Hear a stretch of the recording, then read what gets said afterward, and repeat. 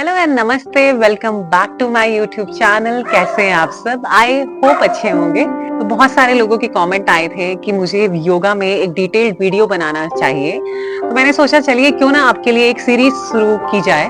तो आज इस सीरीज में हम जानेंगे कि अगर आप योगा में बिल्कुल बिगिनर हैं, आपने कभी भी योगा नहीं किया है, तो आप कैसे शुरुआत कर सकते हैं। तो योगा करने से पहले कुछ खास बातों का ध्यान रखें कि या तो आप योग बिल्कुल सुबह उठकर करें जब आप खाली पेट हो, या फिर आप बिल्कुल शाम को कर सकते हैं जब आपने खाना खाने के 3 घंटे बाद आप योग कर सकते हैं।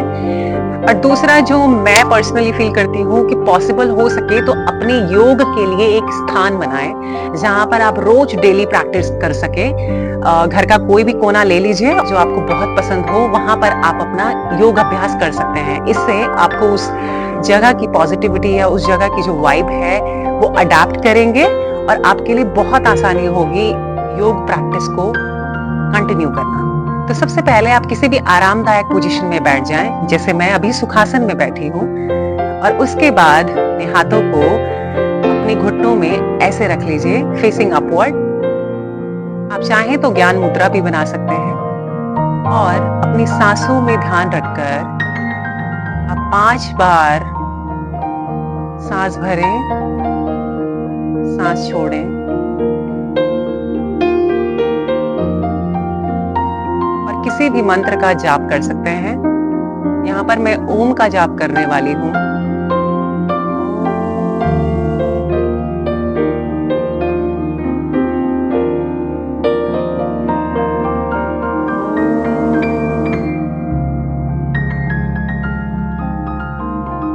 ध्यान रहे जब भी आप सांसें ले रहे हैं और छोड़ रहे हैं, आपका सारा का सारा ध्यान आपकी सांसों में होना चाहिए। जब आप मंत्र का जाप कर रहे हैं तो आपका सारा ध्यान आपके मंत्र उच्चारण में होना चाहिए। आपको इस मैट के बाहर कोई भी चीज अपने दिमाग में नहीं लेकर आनी है। This is the purpose of our practice कि आप सारी दुनिया की चिंताएं छोड़कर अभी इस वक्त इस मैट पर मौजूद रहें। तो चलिए स्टार्ट करते हैं। तो योग के कुछ आसन करने के लिए पहले आपको सूक्ष्म व्यायाम करने बहुत जरूरी है। सूक्ष्म व्यायाम का मतलब है स्मॉल बॉडी मूवमेंट्स, जो कि आपके शरीर को खोलने में आपकी मदद करेंगे और आप अच्छे से आगे जाकर अपनी प्रैक्टिस कर सकते हैं, अपने आसन कर सकते हैं। सबसे पहले मैट में ऐसे बैठ जाएं।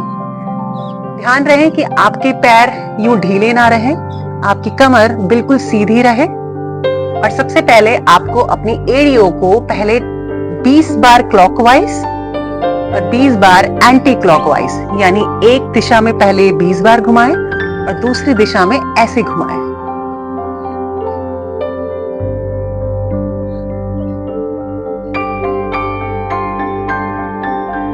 दूसरा, अपने पंजों को आगे की तरफ और अपनी तरफ खींचे, आगे अपनी तरफ।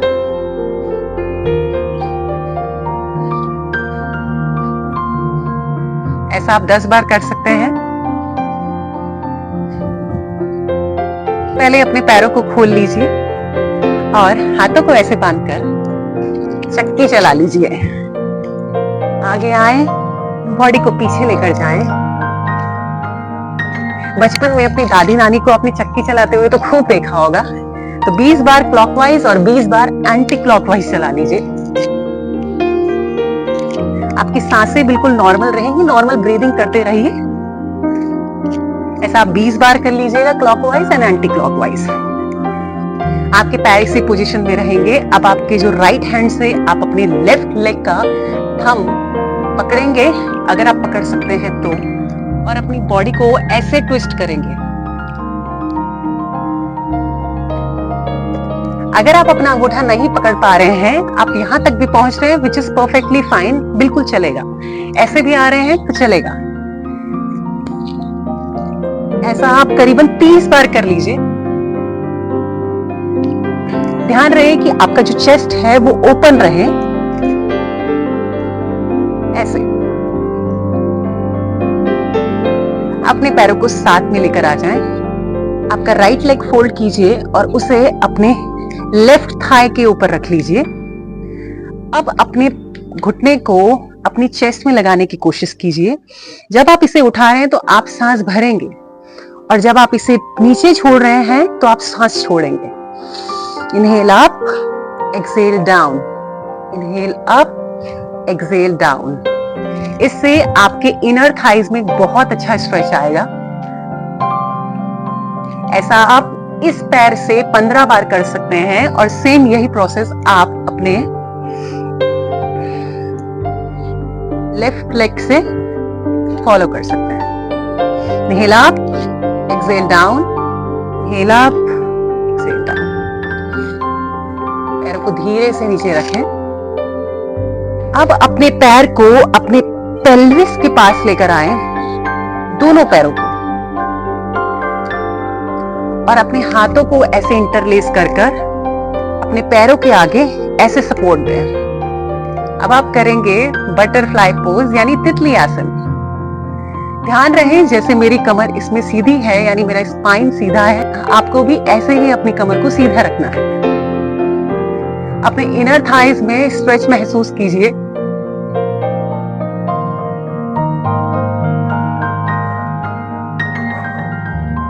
ऐसा 50 बार कर सकते हैं।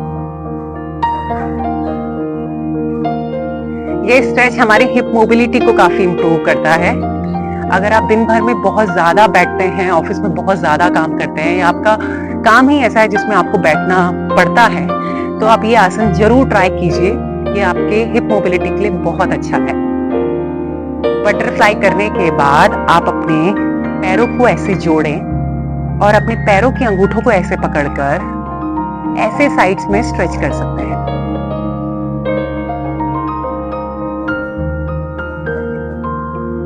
ऐसा आप 20 बार कर सकते हैं। या मैं हर बार आपको एक बात कहती हूँ कि आप अपने बॉडी के अनुसार जैसा आपके शरीर को अच्छा लगे उसके हिसाब से रिपीटिशन कर सकते हैं। चलिए अब कुछ नेक मूवमेंट्स कर लेते हैं, जिससे हमारे नेक में और शोल्डर में जितना भी स्ट्रेस है या टेंशन है वो सब रिलीज हो। इसके लिए आप अपनी गर्दन को दाएं बाएं ऊपर और नीचे मूव कर सकते हैं।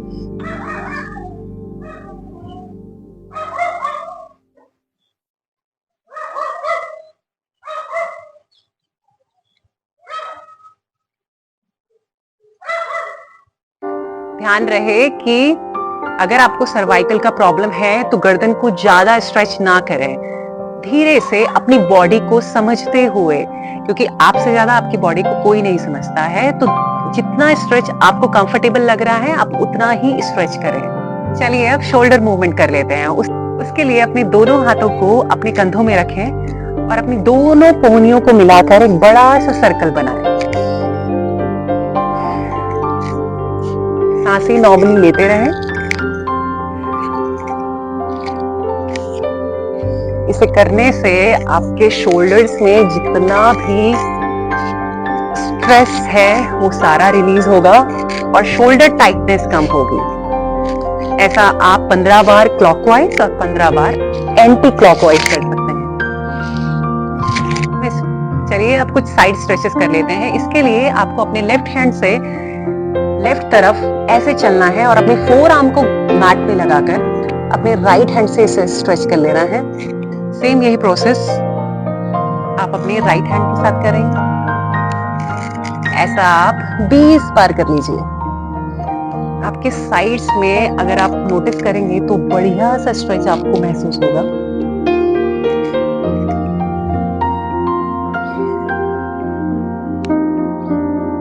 अब आप ऐसे बालासन में बैठ जाएं, जिसमें आप जो है अपनी एड़ियों में बैठ रहे हैं। अपने हाथों को ऐसे स्ट्रेच कर लें और यहीं से अब आप भुजंग आसन में जाएंगे। भुजंग आसन में आने के लिए अपने हाथों को प्रेस कीजिए और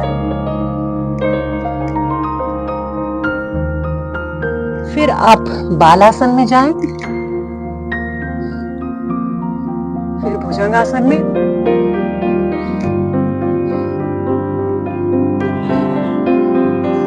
इससे आपका होल बॉडी स्ट्रेच होता है। ये प्रोसेस आपको 20 बार करनी है। आप महसूस करेंगे कि आपके पूरे बॉडी में स्ट्रेच हो गया।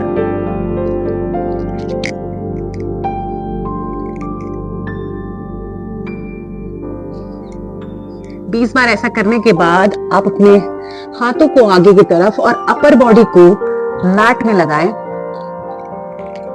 और अपनी अपर बॉडी को स्ट्रेच करें।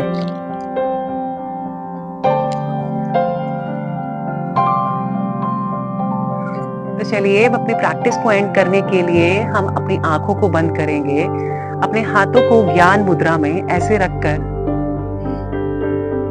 अपनी सांसों पर अपना ध्यान केंद्रित करेंगे। सांस भरें, सांस छोड़ें,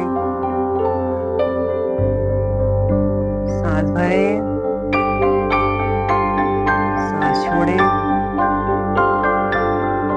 कुछ देर ध्यान में बैठने के बाद अपने दोनों हाथों को ऐसे रगड़कर अपनी आंखों में लगाएं और ओम शांति शांति शांति का उच्चारण करें। कुछ देर ऐसे बैठकर अपने बारे में कुछ अच्छा बोलें, ग्रैटिट्यूड फील कीजिए।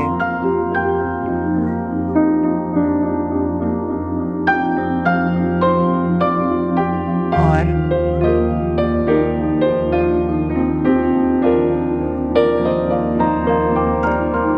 प्रैक्टिस को एंड कीजिए। नमस्ते। तो ये थे हमारे सूक्ष्म व्यायाम, यानी कि बहुत लाइट मूवमेंट्स। अगर आप योगा में बिल्कुल बिगिनर हैं, आपने आज तक कभी योगा नहीं किया है, तो आप ये मूवमेंट्स करके अपने योग के जर्नी की शुरुआत कर सकते हैं। आई होप आपको योगा सीरीज का ये पहला पार्ट पसंद आया होगा। इस जर्नी में बने रहने के लिए और अपनी योग की जर्नी को स्टार्ट करने के लिए सब्सक्राइब करना बिल्कुल मत भूलिएगा। मिलते हैं आपको सीरीज के पार्ट 2 में, तब तक के लिए हरिओम।